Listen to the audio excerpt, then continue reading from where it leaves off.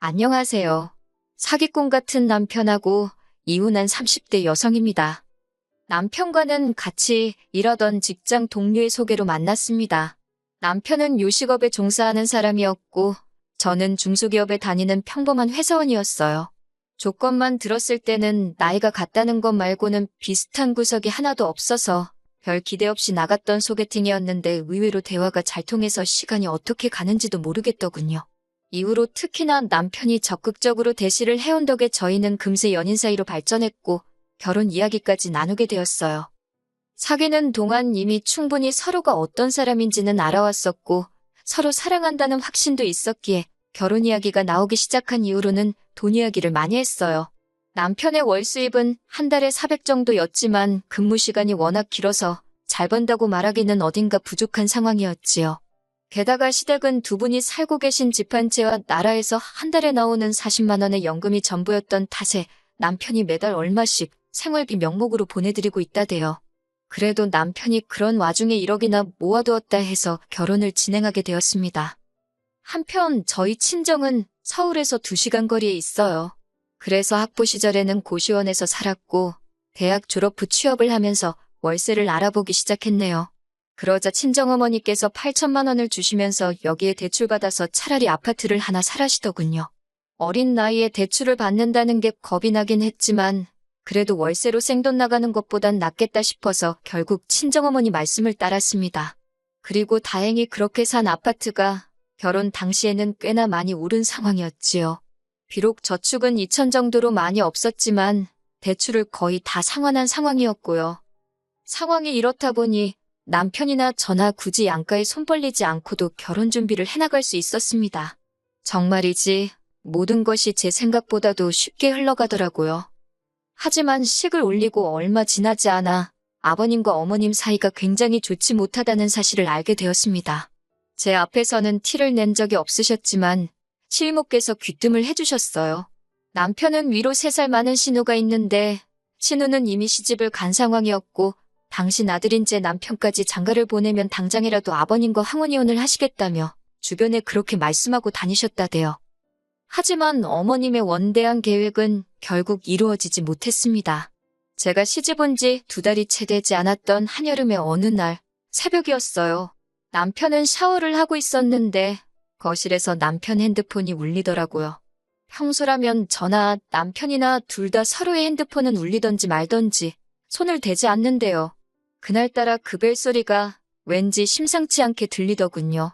밤 11시에 걸려온 전화였으니 혹시 어머님 아버님에게 무슨 일이라도 있는가 싶기도 했고요.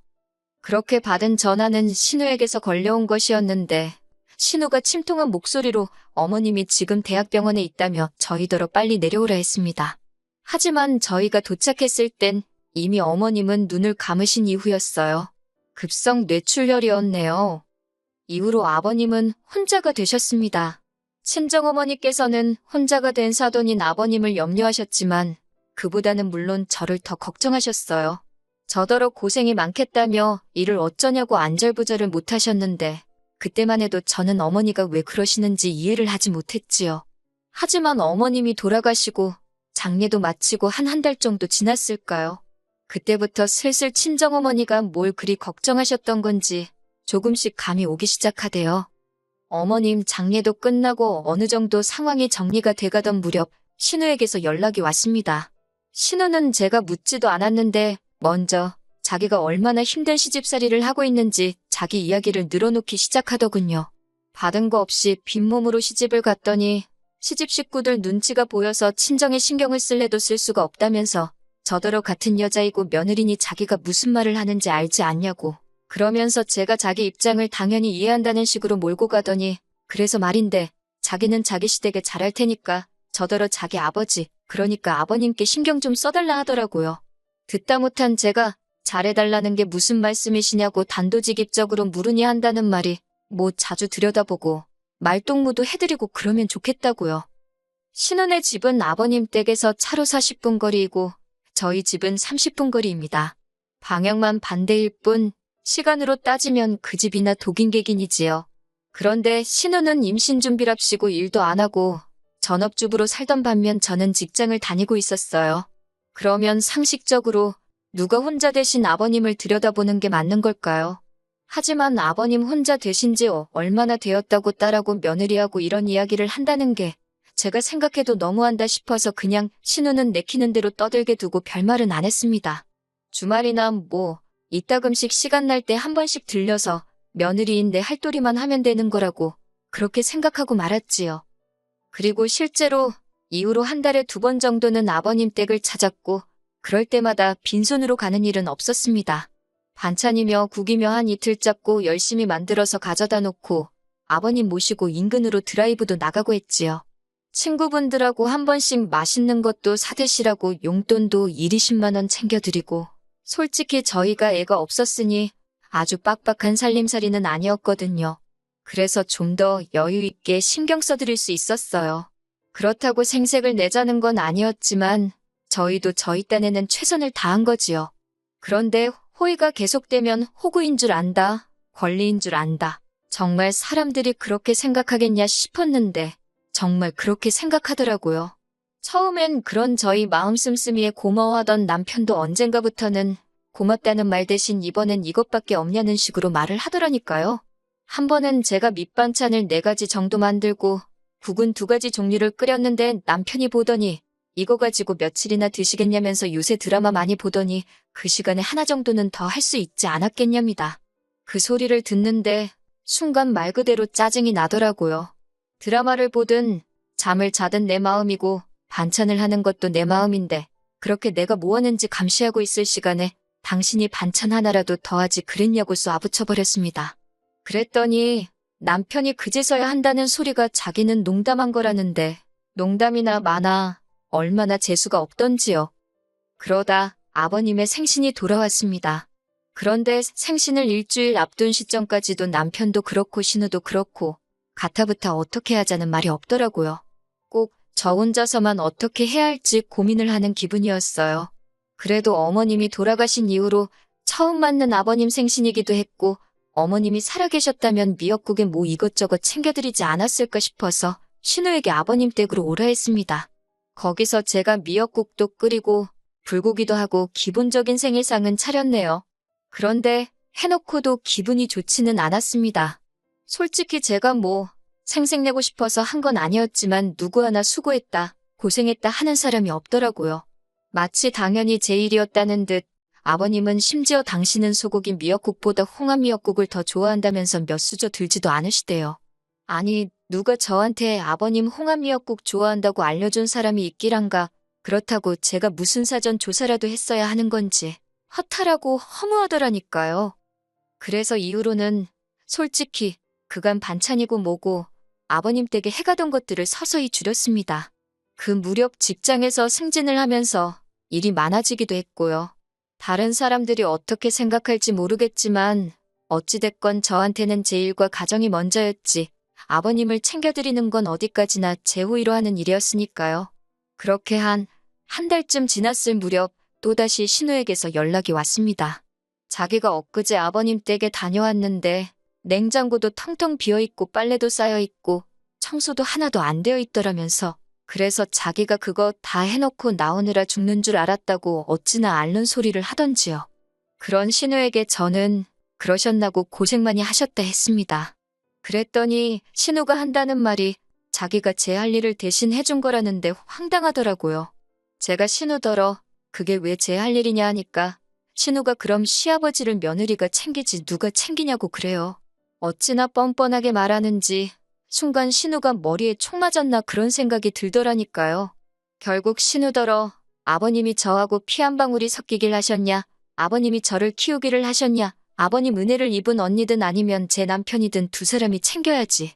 어디 가서 그런 말씀 하지 마시라고 남들이 이상하게 본다고 쏘아붙였어요. 이후로 신우도 빈정이 많이 상했는지 저에게 아버님 일로 연락을 해오는 횟수가 부쩍 줄었습니다. 솔직히 처음엔 어찌됐건 신우랑 사이가 틀어졌으니 마음이 편치는 않더라고요.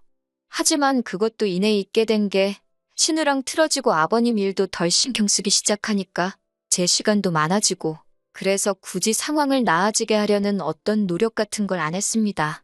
긁어부스럼이란 말도 있잖아요. 그러다 남편을 통해 신우의 소식을 듣게 되었는데 신우가 취직을 했답니다. 신우 집 근처에 있는 마트에서 일을 하게 되었다고요. 전업주부 생활을 즐기는 줄 알았더니 어쩐 일로 일을 다 하나 싶었지만 굳이 묻지는 않았어요. 어쨌든 잘 됐네 하는데 남편이 하는 말이 가관이 돼요. 남편이 이제 신우도 일을 하니까 아버님 돌보는 일은 제가 신경을 많이 써줘야 할 것 같답니다. 제가 남편더러 어이가 없다고 나는 결혼할 때부터 지금까지 한 번도 일을 쉰 적이 없는데 왜 신우가 일자리를 구했다고 아버님 챙기는 일이 내가 할 일이 되는 거냐며 물었습니다. 그러자 남편이 그러면 어쩌냐고 오히려 저에게 반문을 해요. 짜증이 나서 당신이랑 신우랑 둘이 머리를 맞대고 상의해보라고 나한테 떠넘길 생각하지 말라고 쏘아붙였어요. 하지만 제가 말은 그렇게 했지만 아예 아버님을 모른 척 할 수는 없잖아요. 그럴 생각도 없었고요. 그래서 예전처럼 한 달에 두세 번은 남편과 함께 때로는 혼자서 아버님을 찾았습니다. 하지만 역시나 저희 아버님 한 번을 고맙다 소리를 안 하시대요. 그래도 그냥 제 마음 편하자고 하는 일이다 생각하고 타박안 하시는 게 어디냐 무뚝뚝한 양반이시다 그렇게 생각하고 말았습니다. 그러다 작년 여름에서 가을로 넘어가던 무렵부터 아버님이 툭하면 심심하다 외롭다 소리를 하시더라고요. 특히 혼자 식사하는 게 너무 싫으시다며 걸핏하며 저와 남편더러 아버님 댁에 들려 저녁을 같이 먹고 가라 하시는 거예요. 처음에는 몇 번 맞춰드리다가 빈도수가 일주일에 두세 번으로 잦아지면서는 도저히 안 되겠다 싶어서 저는 못 가고 남편만 가고 아니면 둘 다 못 가고 그랬습니다. 그랬더니 이건 뭐 단식투쟁도 아니고 그냥 식사를 안 하겠다고 하시는데 솔직히 저는 그런 아버님의 협박이 귀엽고 동시에 귀찮다고 느꼈을 뿐 그다지 심각하게 와닿지는 않더라고요. 하지만 아무래도 남편은 자식이니 달랐던 모양이에요. 별 걱정 없는 저를 향해서 시부모도 부모라며 장인어른이 그러셨어도 이렇게 천하태평일 수 있냐는 둥 저러다 아버님 쓰러지시면 제가 책임질 거냐는 둥 걱정을 사서 하더라고요. 그러더니 급기야 하루는 자기가 아무리 생각해봐도 달리 떠오르는 방법이 없다면서 아버님을 모시고 살잡니다. 지금 아버님이 사시는 집은 팔고 올라오시게 해야겠대요. 황당해서 지금 사는 집이 내 집인 건 알고 있냐. 그런데 그렇게 멋대로 결정을 하는 게 어딨냐. 안 된다 했습니다. 그랬더니 자기도 저랑 결혼할 때 빈손으로 온 거 아니라면서 무조건 모셔야겠다고 맞서더라고요. 남편이 1억을 들고 온 건 사실입니다. 하지만 그 1억 중 5천만 원이 남편이 몰고 다니는 차를 사는데 들어갔고 나머지 5천도 가정가구와 같은 혼수에 쓰였어요. 가정가구도 순전히 남편의 고집과 취향이 반영되다 보니 가격대가 올라갔을 뿐이고요. 그리고 저희가 살고 있는 아파트는 6억짜리였고 세금도 제 명의라는 이유로 오롯이 저 혼자 감당하기로 한 상황이었습니다. 그런데 갑자기 아버님을 모시고 오겠다니 저로서는 황당하기 짝이 없었지요. 저는 절대로 못 모시고 산다고 고집을 꺾지 않았습니다. 그랬더니 남편이 안 되겠다 싶었는지 저를 무슨 애다루듯 슬슬 구슬르기 시작하대요. 아버님이 집 팔고 나면 그 돈이 다 누구 차지가 되겠냐. 효도한 자식 몫이 되는 거다. 그러니 우리가 모셔야 한다나 어쩐다나. 남편이 하도 간곡히 부탁하고 저도 마음이 편치 않아 이리저리 생각도 하고 계산도 하고 그러다 일단 아버님 집의 시세라도 알아봐야겠다 싶어서 부동산에 가서 물으니 시장이 안 좋아서 많이 받아야 2억이나 받겠다 하대요. 그러면서 공인중개사가 지나가는 말처럼 등기부등본을 한번 확인해보라길래 말대로 했습니다.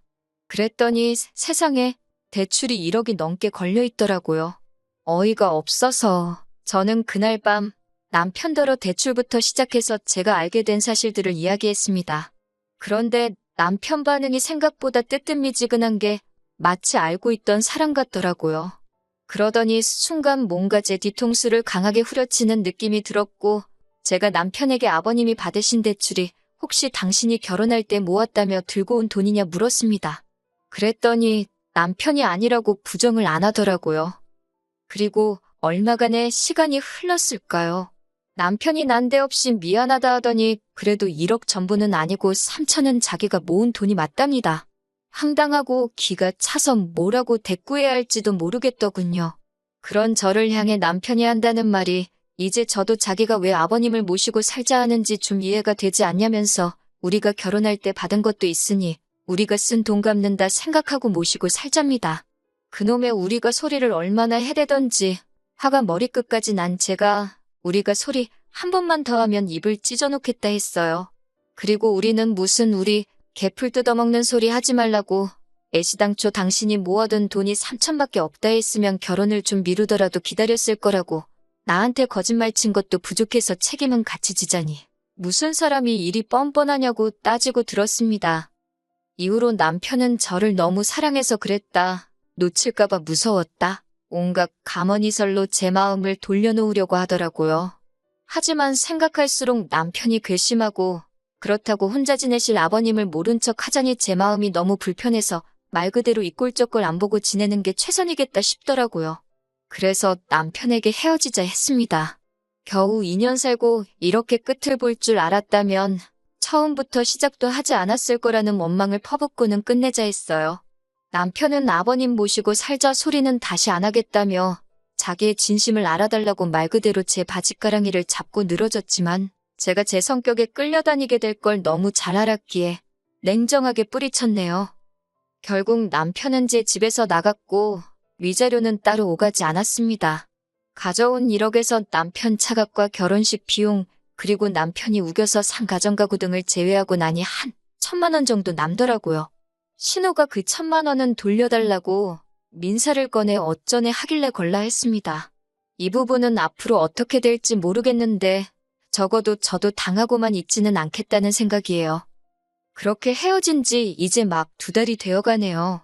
시간은 참 빨리 흘러가고 사람 마음도 금세 무뎌져 가지요.